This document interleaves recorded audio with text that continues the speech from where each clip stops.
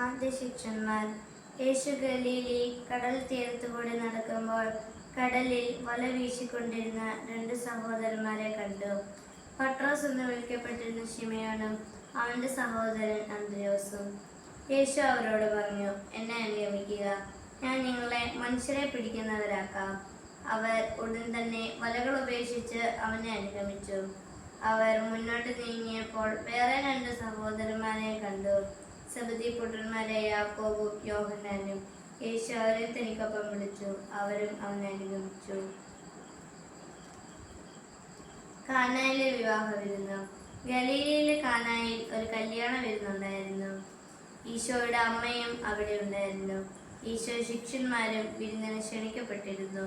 അപ്പോൾ അവിടെ വീഞ്ഞു തീർന്നുപോയി. ഈശോയുടെ അമ്മ അവനോട് പറഞ്ഞു, അവർക്ക് വീഞ്ഞില്ല. ഈശോ ചോദിച്ചു, സ്ത്രീയെ, എനിക്കും നിനക്കും എന്ത്? ഈശോയുടെ അമ്മ പരിചാരകരോട് പറഞ്ഞു, അവൻ പറയുന്നത് പോലെ ചെയ്യുവേ. യഹൂദരെ സംബന്ധിച്ച് ആഹാരത്തിന് മുൻപ് കൈകളും കാലുകളും ശുദ്ധീകരിക്കുക നിർബന്ധമായിരുന്നു.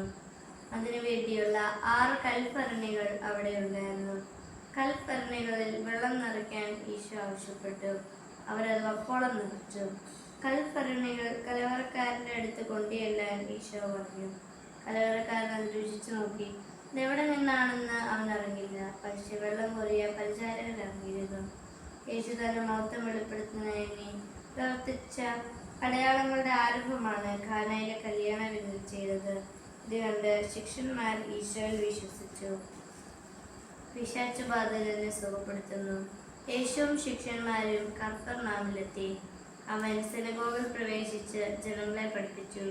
അശുദ്ധാത്മാവ് ബാധിച്ച ഒരുവൻ അവിടെ ഉണ്ടായിരുന്നു. അവൻ അലറി, നീ എന്തിന് ഞങ്ങളുടെ കാര്യങ്ങളിൽ ഇടപെടുന്നു? ഞങ്ങളെ നശിപ്പിക്കാനാണോ നീ വന്നിരിക്കുന്നത്? നീ ആരാണെന്ന് എനിക്കറിയാം, ദൈവത്തിന്റെ പരിശുദ്ധൻ. യേശുവിനെ സാധിച്ചു വിശുദ്ധനാക്കുക. അവനെ വിട്ട് നീ പുറത്തു വരിക. അപ്പോൾ അശുദ്ധാത്മാവ് അവനെ തള്ളി വീഴ്ത്തിയിട്ട് അലറിക്കൊണ്ട് പുറത്തു വന്നു. ജനക്കൂട്ടം അത്ഭുതം പരത്തരായി. അവന്റെ പ്രശസ്തി ഗലീലയിലും സമീപ പ്രദേശങ്ങളിലും വ്യാപിച്ചു. സുവിശേഷ ഭാഗങ്ങൾ.